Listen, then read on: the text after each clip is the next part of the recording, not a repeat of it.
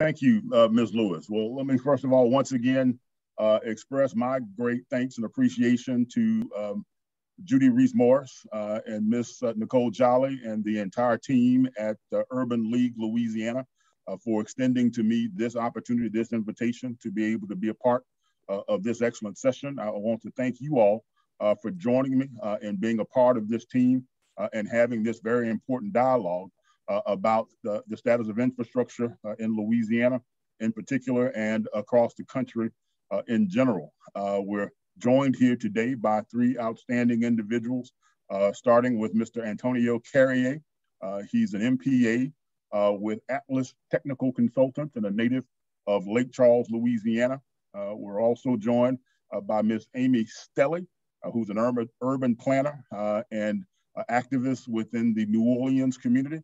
And fellow Yankee from the northern end of the state, Mrs. Dorothy Wiley, who is the president of AllendaleStrong, a group working in the Shreveport community addressing a range of infrastructure issues that are facing us within that particular portion of the state. If you all don't mind, I'd like to start our discussion today from a historical perspective. To give ourselves a little bit of historical context and start with you, Mr. Carriere, since your background is in planning and that's where you're currently actively working.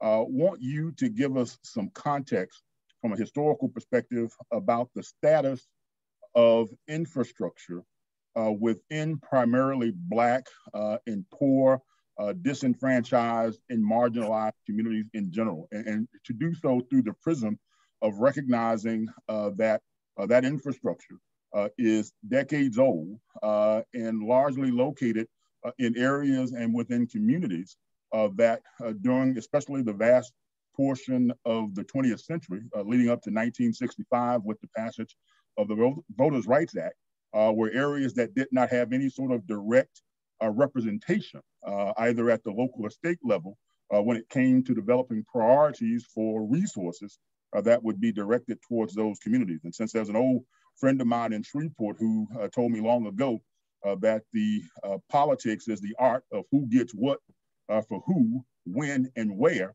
neighborhoods and communities are lacking representation, obviously, during the course of the 20th century, as many of our roads and streets and drainage systems and sewage systems and water systems were being built and constructed, did not have the kind of direct advocacy within our governmental systems to be able to fight for the fair share of resources within those neighborhoods. And when that representation did arrive, you were starting off from a perspective where you were already decades behind in comparison to other areas, and you were already in the midst of decisions being made about interstate systems and other types of infrastructure and facilities and what have you that usually end up being located in proximity to people who are most disenfranchised. So from that perspective, what do you see as the current state of infrastructure within those types of communities? As of right now, currently, I see that we definitely have a lot more work to do. I think in order to have representation at the table, when decisions are being made, I think that is definitely something that is critical in order for us to move forward in, sustainable development, right? I think that you made a great point. We have infrastructure that is, a half a century old, if not older, and I think that in predominantly disproportionate communities, I don't think a lot of people have had the opportunity to engage with, the people that are, the construction workers, the policymakers, all of those, people that need to be at the forefront of the outreach platform, right? And I think that it's now, I think with this infrastructure bill, coming into play, I believe that this is an opportunity for us to bring people of color, particularly, to the forefront, to the table, find out, hey, all the health disparities that infrastructure causes, all of these things that have gone unnoticed for so long. I think that's definitely important as well. Excellent, excellent. Well, one of the things that I would drill down a little deeper on, in looking at that both historical and political perspective, is that many of these neighborhoods, as you referenced, have infrastructure that's obviously very old. But many of them, even at the time when that initial infrastructure was going in, you had concrete streets with subsurface drainage and sidewalks being built in certain parts of town, and you had, as is the case in many instances in Shreveport, you had roadside ditches and oil and dirt streets being built in Black and poor neighborhoods on the other side of town. From that perspective, looking forward to where we are now, how do you see the ways in which we manage to balance what becomes the agenda of what infrastructure should be in those types of underrepresented and historically marginalized communities, in your estimation? I believe that the only way that we can, move forward with that agenda is that, hey, we need to meet the folks where they are. When we have these public outreach meetings and whatnot, we don't necessarily always know where's the center, where's the heart of the community, where's the heart of the neighborhood.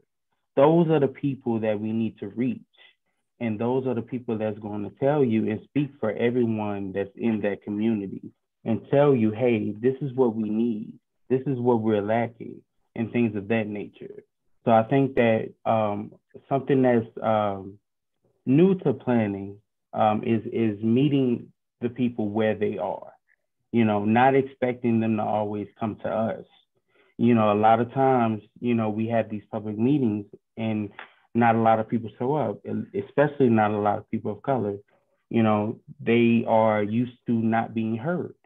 So we need to go out and make sure that they actually have a voice and understand, their indigressions and whatnot. Excellent, excellent.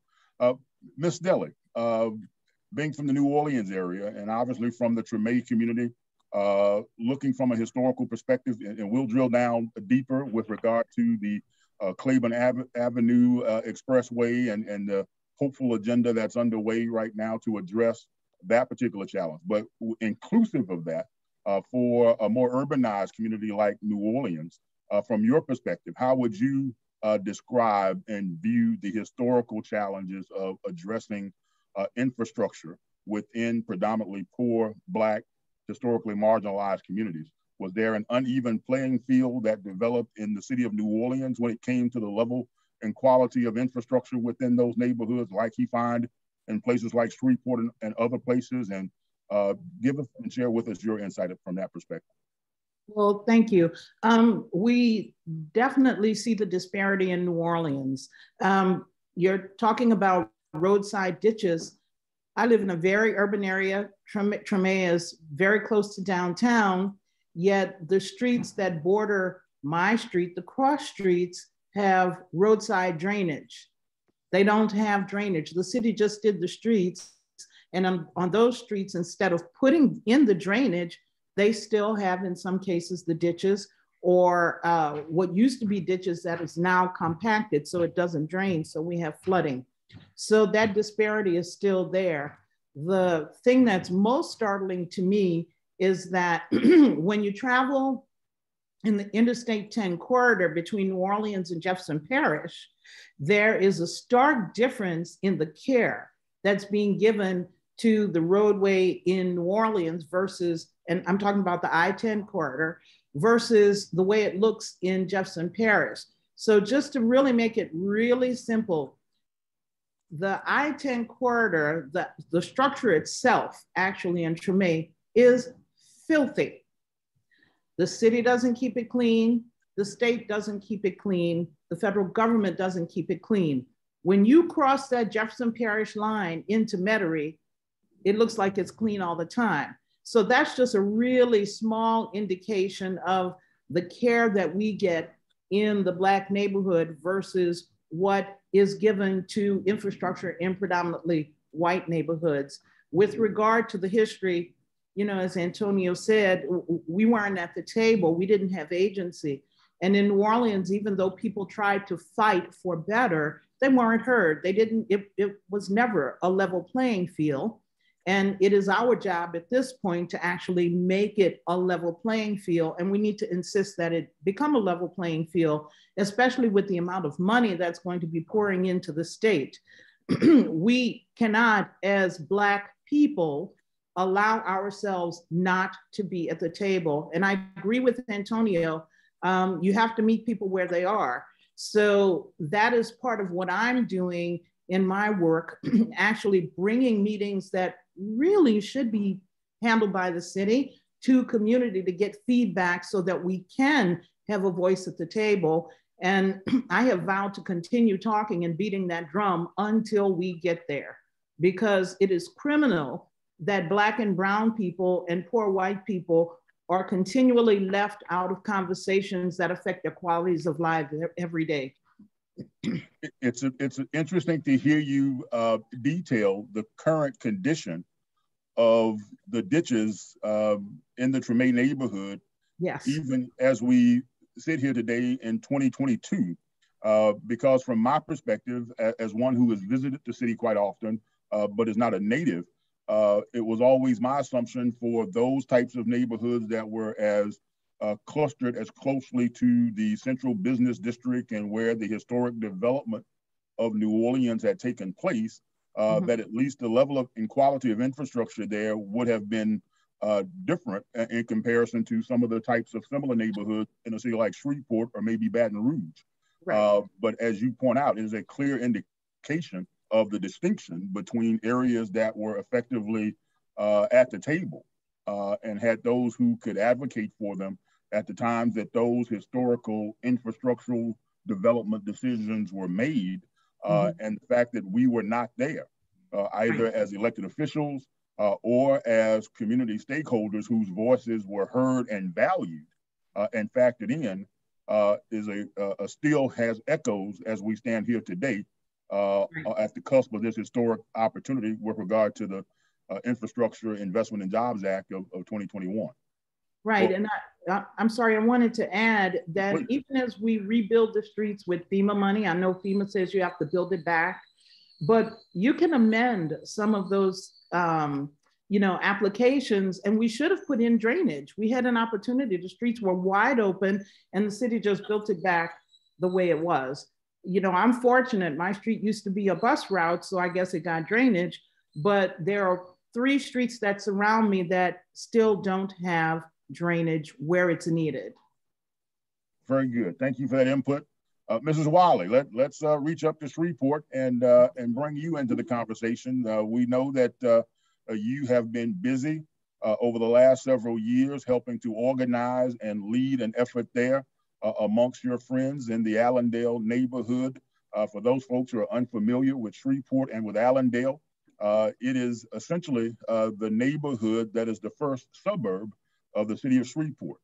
The original 64 blocks of Shrevetown, which became Shreveport, were constructed just east of Allendale. The neighborhood itself was the home of former Louisiana Governor Henry Watkins Allen, who led the state during the Civil War. And the neighborhood itself was named in recognition of his service. Over the years, it has transitioned from being, as I mentioned, initially the first suburb, the first place that the people who settled in Shrevetown went to when they wanted larger, more bucolic settings to build homes. It transitioned into various ethnic neighborhoods throughout the early part of the 20th century. And by the time we got to the 1950s, it was the heart of the Black community in the city of Shreveport. And over the course of that history, it has seen its ups and downs. But right now, it is in the midst of being on the verge of having a great opportunity for a renaissance. In that, dating back to the post-Katrina era, Hurricane Katrina in 2005, there are a good number of folks, I believe yourself included, Mrs. Wiley, who traveled to Shreveport in the aftermath of the storm and ultimately ended up setting down roots by constructing homes within the Allendale community, a trend that continued for almost a decade until, unfortunately, was halted by forces who were determined to pick up once again a practice in terms of infrastructure development that I think many of us thought that we as Americans had decided to move away from, based upon the types of things that we were able now to see and document in detail that had happened in areas like Treme along Claiborne Avenue, in cities like New Orleans and in cities like Atlanta and Memphis and others across the country. But alas, based upon the belief and the perception that the only bad highway project is the next highway project, we have a group of folks who are determined to take advantage of this $1.2 trillion infrastructure program. And instead of addressing many of these historic challenges that we're talking about here today, the fact that you have neighborhoods that dating back to the 20th century did not receive the type of infrastructure development in terms of the road systems, the drainage systems, the water systems, and what have you.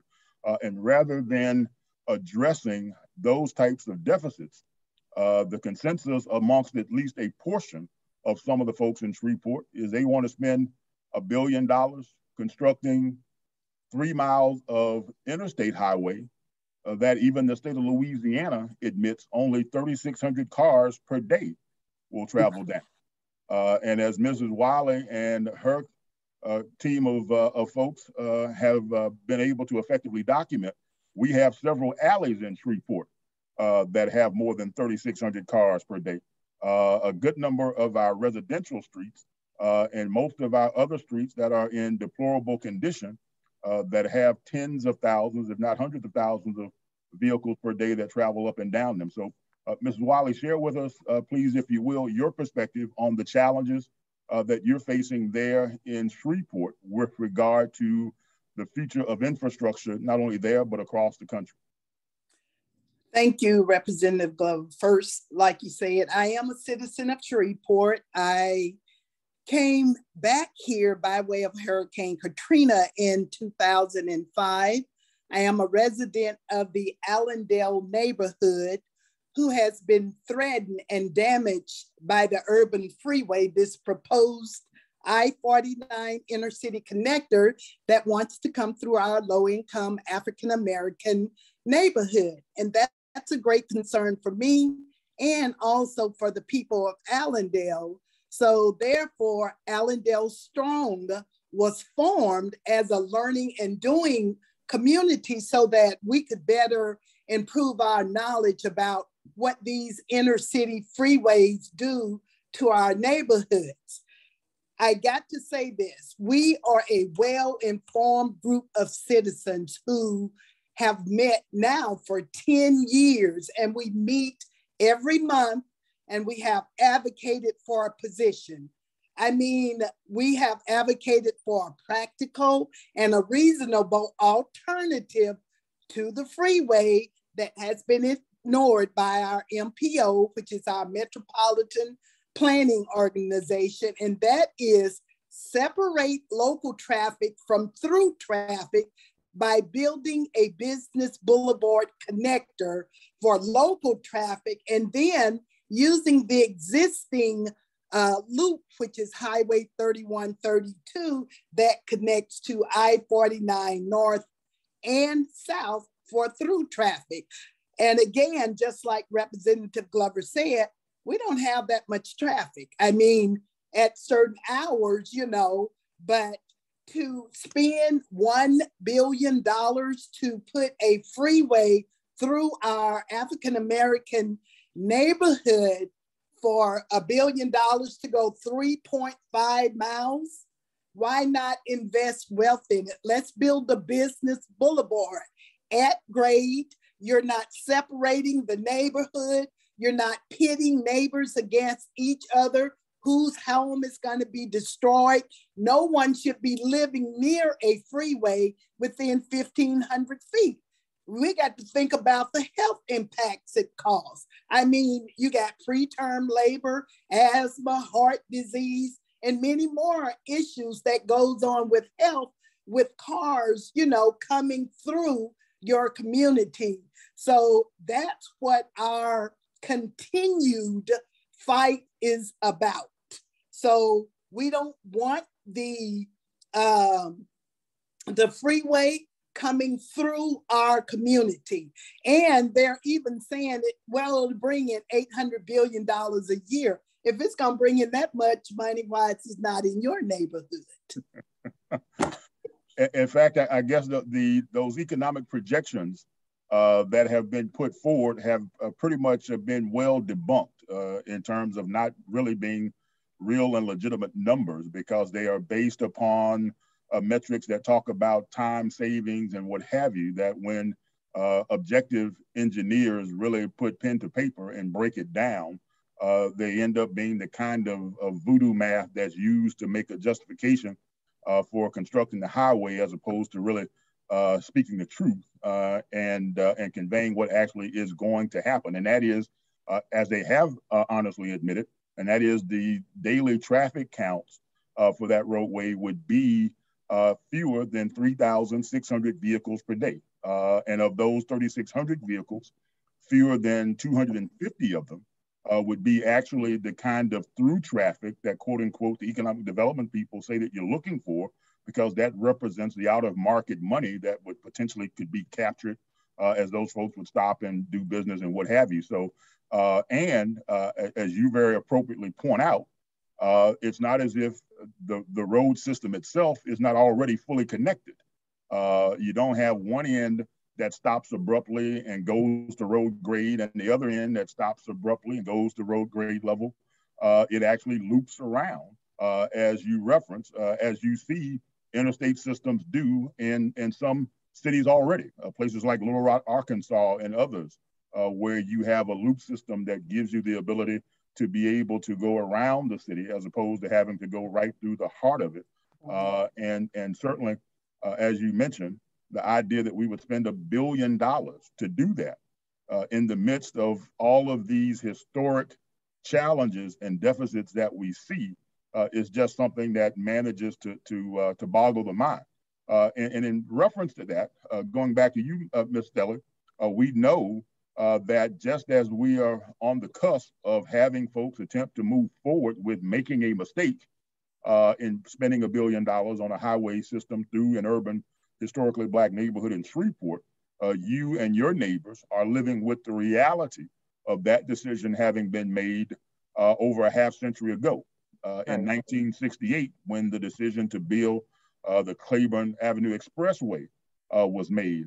And I will note, as an elected official, and specifically at this time, a state representative, 1968 was the year that the state of Louisiana got its first Black state representative post-Reconstruction. So from 1870s, 1880s, when the last one post-Reconstruction went away with the advent of Jim Crow, we did not have another member of the Louisiana legislature, the body that was responsible for making those kinds of decisions in conjunction with the federal government about where roadways would go, where interstates would go. The first one didn't come back in the 20th century until 1968, with the Honorable Dutch Morial became one of 100 members of this body. And that decision was made at that time. It went forward, and we obviously know the well-documented history of what it did to the Claiborne Avenue community and Treme and what have you. Let's hear from both you and Antonio at this point, your thoughts and your ideas about the extent to which this infrastructure bill has the ability to come back and address and restore and make whole communities like Treme and Claiborne. Well, actually, the decision to build I-10 through Treme was made in 1945, and it's documented by the New Orleans item. Many people think that the Riverfront Expressway in the French Quarter actually forced the building of I-10 through Treme, but that's not true. It was actually planned beforehand. So when we saw it in the 1960s, that decision was made so long ago, but who knew, right? And I just happened to find it while perusing and desperately, I have to say, perusing newspapers just to get a little bit of the true history of how this whole thing happened. The infrastructure bill actually gives us an opportunity to correct that wrong. And I would certainly hope that the city of New Orleans and the state of Louisiana sees the opportunity to actually make the correction and place our state for, you know, a rare moment at this point at the forefront of this discussion. You know, unfortunately, Louisiana, it lags in everything, but we have smart people here. We just have to listen to the smart people and actually make the decisions that are going to benefit people. Historically, DOTs, they're road builders, right? And things for the human being are really low on the totem pole, you know? So we've got to change that and really begin, when we talk about transportation and transportation equity, put people first, because we do count and we actually make the places what they are. So you can't leave us out. If you continually build for cars and only think cars, the people aren't going to be there anymore. And to Ms. Wiley's point, and Antonio's also, you know, the health disparities have to be looked at. LSU did a phenomenal study for us that showed that folks who live within 600 feet of the highway suffer all of the health disparities that were discussed earlier. I live within that 600-foot footprint, and I can tell you it is 100% true. So we have an opportunity to actually correct this and do right by Black people in particular. I also want to make another point. You know, these highways are pushed as economic opportunities. They are not for Black neighborhoods. No one gets off of I-10 and comes to shop on Claiborne Avenue. Claiborne Avenue died as a result of I-10, and it was a vibrant shopping district and a vital part of the New Orleans economy. Now, back in the day, our city fathers may not have wanted to acknowledge that, but when you are in a city that's majority Black and you take away all of the Black economic engine, then what are you doing? You're gutting yourself financially.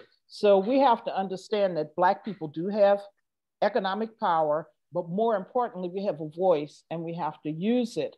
So we have to say to the government, we don't want this anymore, because it is not true that we will make all of the money that you say as a result of these highways going through. It's a fallacy, and it's one that really needs to cease and desist.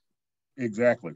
Thank you for that insight, and thank you for the correction, because 1945 would be a time frame when not only were we not even able to consistently vote, because you had not yet had either the Brown v. Forces Board of Education decision, you'd not yet had the Civil Rights Act of '64, and you certainly didn't have the Voters' Rights Act of '65 that opened up the door for us to be able to vote and seek office. So you're talking full-blown Jim Crow, where the thoughts and considerations and interests of Black people and marginalized folks were not even a part of the equation, except as just something that supported what was in the interest of the mainstream. Before we get back to Mr. Carriere very quickly here, I know that within the context of this $1.2 trillion, only $1 billion has been set aside for the types of corrections that we're talking about with regard to the Cleveland Avenue Expressway. Can you share with us your hopes with regard to whether or not that initial project is going to actually end up coming to New Orleans to reverse that which never should have been done? Well, I'm certainly working to make it so. And fortunately, we have support, you know, from Congressman Troy Carter, who's on the Transportation Committee. So I think that's a really good thing for the state. And we do have an opportunity. Clearly the $1 billion, when you look at the entire country and the transportation inequities that have occurred across the nation, $1 billion is really just a drop in the bucket. And I was pretty despondent when that number came down. And it was actually Congressman Carter who encouraged me to change my point of view and be more hopeful, because what the program, it was established as a pilot program. So we have to take advantage of the pilot program and decide what we can do with the money that we have. So for instance, in New Orleans, we need to update our traffic study. And there are agencies like the port that are very interested in a new traffic study, a refreshed, I'll call it, traffic study, so that they can make decisions about what happens, you know, for their truckers and the wharves in uptown New Orleans. They have other interests in St. Bernard Parish that they'd like to develop, and that will certainly impact the traffic that goes to uptown New Orleans. So we need to get these fundamental things done. We had a traffic study done in 2012. A lot has happened in the 10 years since that was done. So my hope is that we will look more positively on the 1 billion and begin to use what we can as building blocks to get to the bigger money. Because if cities and states take advantage of the pilot program, then we certainly have an argument to ask the government to increase, you know, give us more money as time goes on. So I'm going to remain hopeful. Because as an advocate, you must. Well, certainly understand your frustration, and we're definitely appreciative of the leadership that Congressman Carter has shown in helping to advance and push this forward as a member of the Transportation Committee. But your frustration is well understood and well appreciated, and is certainly more than justified.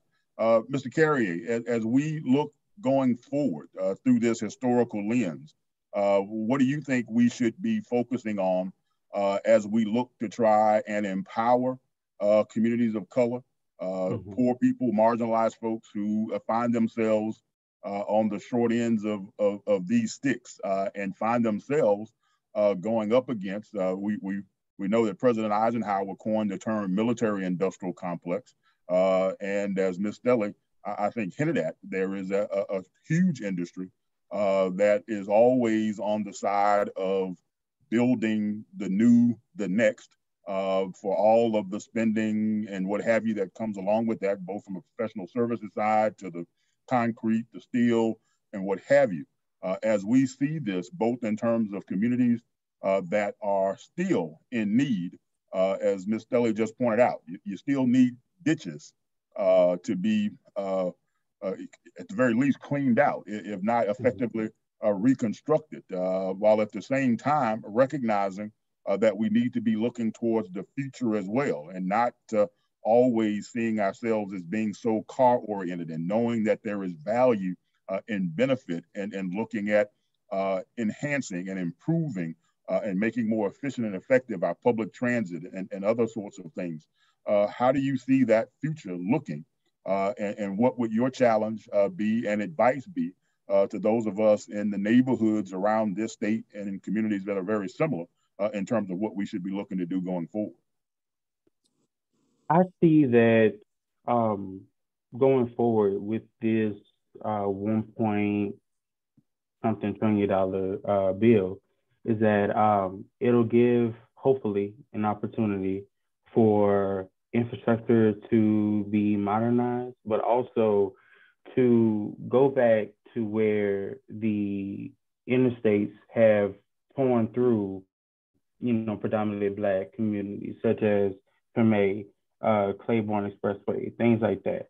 Not in just, you know, the I-49, the I-10 going through Lake Charles, my hometown, the I-10 going through Old South Baton Rouge, and things of that nature, right?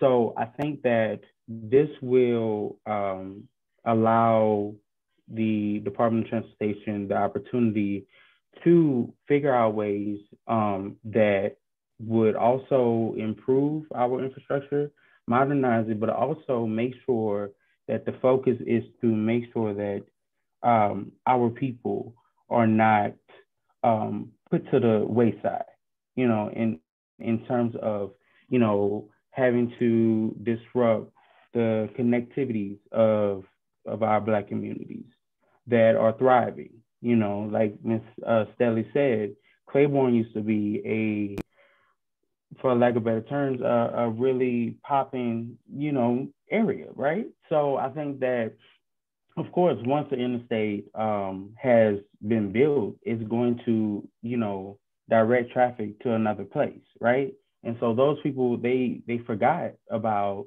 Claiborne. They forgot about Old South Baton Rouge that was once a thriving and economic healthy, area of Baton Rouge. I think that one thing that I would definitely recommend is that we hold our congressional delegations accountable, as far as, with them having the connections to, the White House and whatnot. We need to make sure that they are held accountable with what the intent is of this infrastructure bill and where it goes and how, inclusive it is of our people.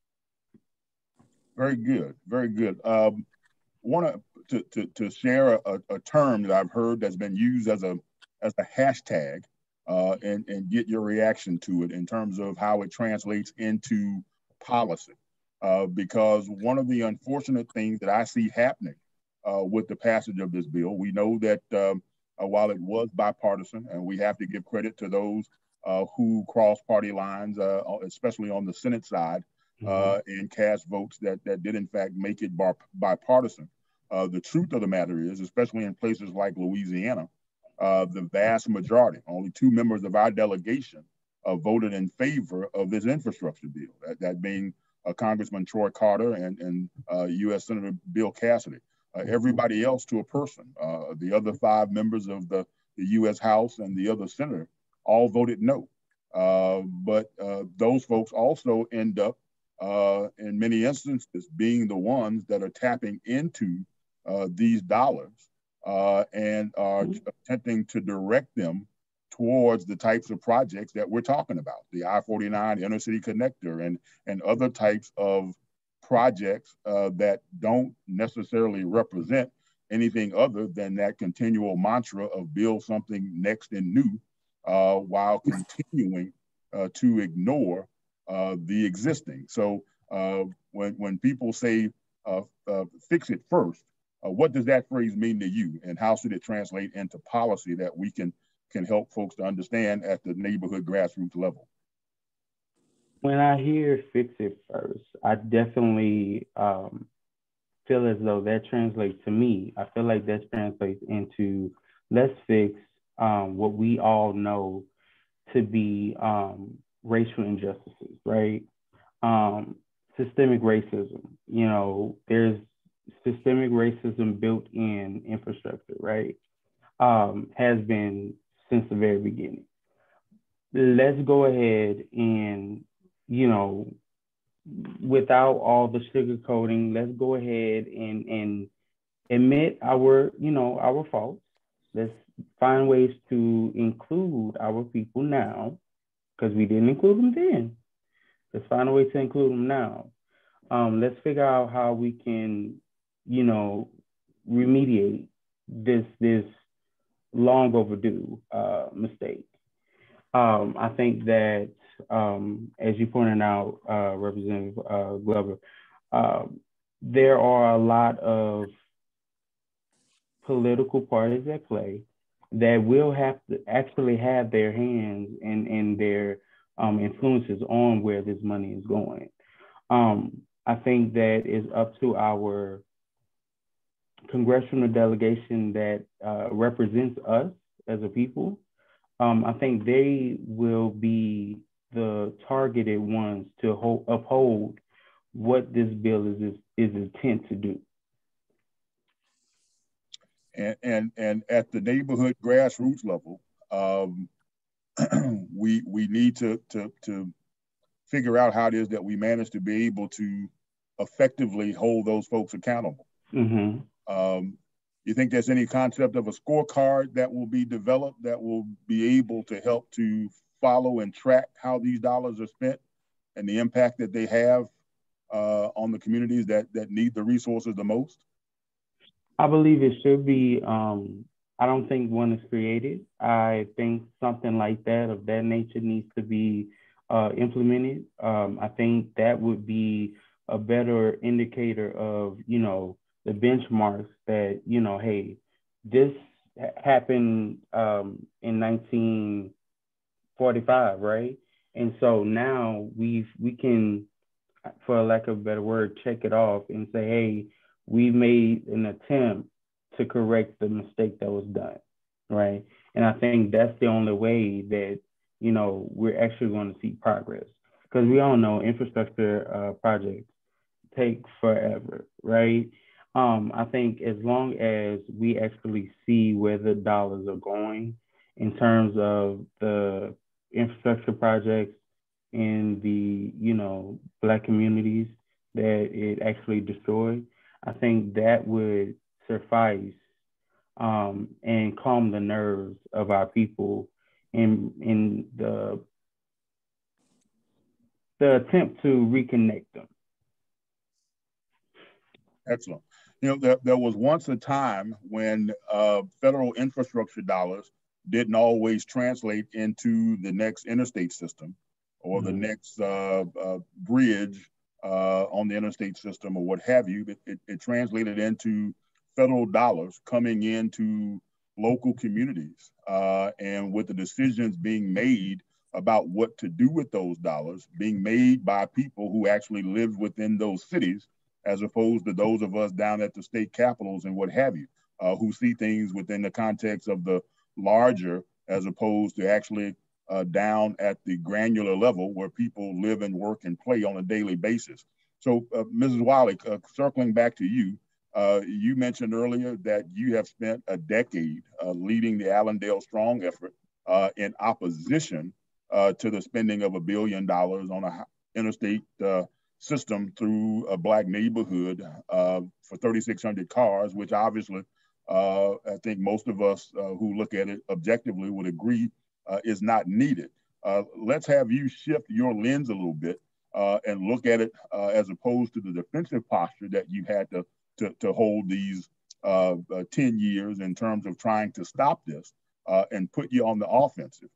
Given the opportunity, as someone who moved back to Shreveport, built a home post Hurricane Katrina, and has been once again enmeshed within the Allendale neighborhood and seeing the existing infrastructure around you, what would you say, if given the opportunity, that we should be fixing first in Allendale and across Shreveport, given the opportunity to be able to have access to $1 billion to spend on infrastructure?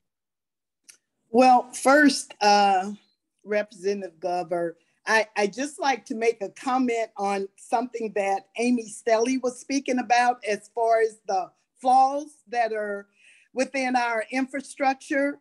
AllendaleStrong has been doing a lot of work, and a few of the things that we have looked at, because we are a learning community and a doing, we put action to it. We have assembled information that reveals flaws in NLCOG standards and their negative impacts that they refuse to account for in their economic justification report. So NLCOG, basically, they have modeling problems. And what we have done, we have requested their TDM files or their travel demand modeling files, which are used to justify their highway plans.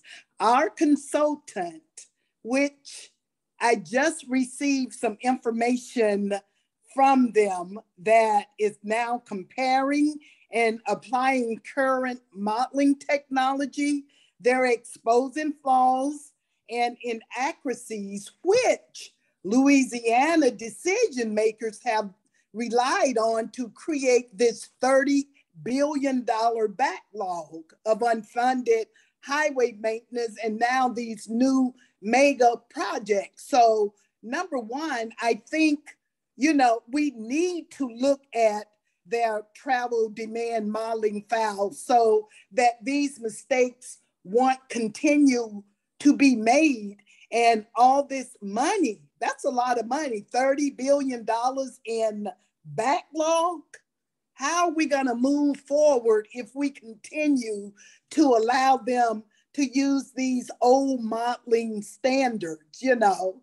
But again, like I've said, we've had the opportunity also, we filed about 10 complaints to the Federal Highway Administration, you know, just again, requesting this reasonable alternative of building this business boulevard.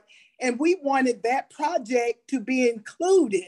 But in ELCOG, I mean, they've modified that contract scope so it can fit their own needs or what they're looking at, but they always refuse to honor our requests. So again, it's like, even though we've learned some things, I believe we're smarter than they are. And if anybody's there listening, okay, we know a lot about what's going on and about the inequities that we have experienced. And that's why, you know, we've gotten these consultants that they're looking at these things. So, I mean, even though when we filed for the travel demand modeling files last year, it took almost a year for them to release them to us. But what happened in December, Allendale filed a civil rights investigation on 10 issues. And the thing about it, it was initiated by the Federal Highway Administration. So that's when, you know, they released these files to us. That's what I'm thinking, because that's what happened after, you know, we filed that civil rights investigation. But again, you know, just looking from our community, you know, if we don't change federal highway policies and practices, it won't be done. Because this is the one thing I think, when I think about Allendale, they thought we weren't going to have a voice, but we got a voice. We just didn't have a voice, but we've been studying and learning. So the little things that they think they're getting by us, they're not. And now they're kind, you know, beginning to slowly fall in line like, okay, we're not fooling with a bunch of dummies here or someone who's studying or learning this. And just like Antonio said, a lot of times our people don't want to learn the information so that we can go before these people and have a voice. And I believe that's one of the main things, because we don't learn about these things that are going on. That's why we don't have a voice. And even now, as we have a voice, they don't want to hear us because they know we know the truth. So, like I say, we have support from other organizations. We have support from Community Renewal International, who's about renewing community. We've even started a coalition. It's called the Four Corners Coalition. And I give that credit to Amy Stelly. And what it is, it's a statewide group that has gotten together, 5 cities, Shreveport, Lafayette, Monroe, Baton Rouge, and New Orleans. And what we do, we come together monthly for support and to influence state and local urban transportation planning and policies. So even though we're spread out, we're all going through similar things. So it helps when we come together and support each other and hear each other. And we're sending letters out. So they're getting them, you know, we're sending them, you know, to the White House, to Secretary Pete Buttigieg. So these complaints are going forward. We might think that they're not listening, but in my heart, I feel that they're listening and we got something going on. Now, what was your question to me, Representative Glover? I had to get that out. And you said it extremely well. And it points to one of the challenges, if not the biggest challenge, I think that we're dealing with right now. And that is essentially what you have are grassroots communities, grassroots organizations, people like yourself and Ms. Stelly and your neighbors who are literally taking on institutions, both institutions within the government, institutions within the civic community, like your chambers of commerce and others, and institutions within the business community, industries that are directly tied to these sorts of things. And so when you talk about those travel modeling data information that you guys were seeking, and in fact, I ended up asking for that same information from the North Louisiana Council of Government, and had to admit that it was a concept and information that, even having been a former member of the MPO as mayor of the city of Shreveport, I didn't realize that we made use of that type of information on that level and basis, and that it was actually something that was very hard to get. For a while, it seemed as if it was a secret. And so we had to push and press a little bit to help get a chance to take a look at it. But it is exactly the kind of information that is being generated out there that may not necessarily be accurate, but it's also being used at that level, the Council of Government level, at the MPO, Metropolitan Planning Organization level, which filters its way up to the State Department of Transportation, which in turn ends up at the federal government level, and ultimately ends up becoming reflective of what becomes our state and local highway policies, and where we end up trying to run interstates and other things through various communities. So essentially, you've got Jack trying to slay the giant, or David trying to fail Goliath. And I'm proud to know that, but between you and Miss Stelly and the folks that you all are leading, you're doing a great job with it and about it. And I guess to go back to the question initially posed, and that is, we have infrastructure needs that exist across this state and across this country. Infrastructure needs that have been long neglected. Under the previous administration, we had infrastructure week every other week, but we never ended up with any actual plan going forward. Under the leadership of President Joe Biden and this administration, we actually managed to be able to set aside a historic amount of resources that, as President Biden really recently put it, will give us a chance to have the interstate decade, the infrastructure decade. And so in looking at the fact that you have, where you live there in Allendale, existing infrastructure challenges, streets and roads and drainage and what have you, if you had your druthers and were able to change the minds of those up in Shreveport and down here in Baton Rouge, where would you see those dollars spent within your community, within your neighborhood? And that's to Ms. Wiley, if you're still with us. Okay, I'm sorry. My phone rung as I was getting ready to answer that question. But what I see first is that I believe that citizen and community values should be prioritized over engineering values. And as far as that money being spent, I think that first we need to get in here and fix these raggedy streets. I don't need another car, but I need one because I'm hitting so many potholes. And when they cover it up with this black tar, and where I live, when swept cold, big, heavy trucks run across it once or twice, it's back to the place where it is. What I don't understand is, why can't we get what we need that are in other communities?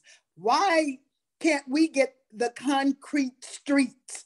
Why do our sidewalks that we have, when we call someone, they're all cracked up, that when my disabled granddaughter was here with me, I couldn't even get a ADA compliant where I can push her wheelchair down off of a wheelchair driveway or level, So basically that money, to me, needs to be spent on roadway designs. And we, the people of the neighborhood and community, need to be leading in what we need in our community, because those engineers don't live over here. We know what we need as far as roadway designs. We know that we need wealth building. Right now, I'm living in a community or a neighborhood that has been redlined, that's denying me of financial access. So after a while, my house gonna be looking raggedy because I can't go get a loan because we're redlined. So basically, yes, beside road designs, that's what it need to be put on. It need to be money need to be spent on wealth building in our neighborhoods. And also we need to be able to have alternative modes of transportation. I heard one of the ladies speaking at our meeting, just about transit. We need proper transit. I mean, I know we don't have rails here, but somebody else might have rails. We need the proper transit. We need proper rails if someone else needs those systems. And then the main thing that money needs to be spent on, to me, I believe that we need to shift land use so that more of our daily needs they're located within our existing neighborhood. Representative Glover, you know what? They've taken everything out of this neighborhood. There were places that we could walk or possibly bike, but now it's nothing. It's nothing here. So yes, that money needs to come into the neighborhoods, and citizens need to lead on what we need in our communities. Understood. Thank you for that, Mrs. Wiley and Ms. Stelly. We are here with our last 3 minutes, and we're going to give them to you. We know that your number one priority is going to be to reverse the mistake that started all the way back in 1945 with regard to the Claiborne Avenue Expressway. But once that's done, what do you fix first in New Orleans, in your neighborhood, and around the community where you live and work and play? Well, I agree that we need to make sure that the infrastructure is repaired, but I do want to respond to your hashtag about fix it first. I would say fix neighborhoods first and all that comes with that to make sure that people are whole. But unfortunately, I think for many people, fix it first means fix the old raggedy stuff that's already there, keep patching it up. And I hear that a lot about Claiborne Expressway. And unfortunately, I don't think there is a fix for it. It's removal. Because when you look at having to build public health buffers and landscape, I would lose my house, right? And Treme, if we really rebuilt I-10 correctly through Treme and the 7th Ward, because the 7th Ward is it's woeful where the interstate cuts through, we would lose more housing. We would lose more Black businesses, the few that are left. So fix it has to be holistic, and we do have to put people first. And as a city and a state, we have to agree to do that. But as a nation, we have to decide that Black people are worth it.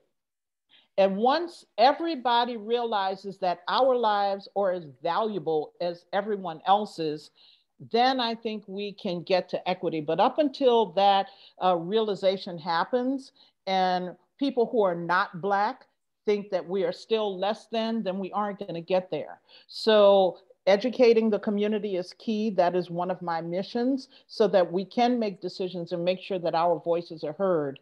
For so long, our voices have just been squashed because it was the greater good did not look like us. So we have to reverse that, and it's on us to actually educate ourselves. That's why I appreciate AllendaleStrong. It is a real learning community, and I hope to replicate that model here in New Orleans so that we make very informed decisions. So as a people, we have to make sure that fix it first applies to us, Black people in our neighborhoods, and we have to do it collectively, and we have to agree to work collectively. Cannot think of a better note to end on. I want to thank you, Mr. Carriere, for your expert input and analysis that you've offered us today. To you, Ms. Stelly, and all the work that you're doing, and to you up north there in Shreveport, Mrs. Wiley, thank you. And to hear something from Shreveport, AllendaleStrong being viewed as a model to be replicated in New Orleans and across the rest of the state is something that just warms my heart. and lets me know that we've got an outstanding group of leaders all across the state. Thank you so much, and looking forward to carrying this dialogue on in other places, other venues. Thank you. Thank you. Thank you. Goodbye.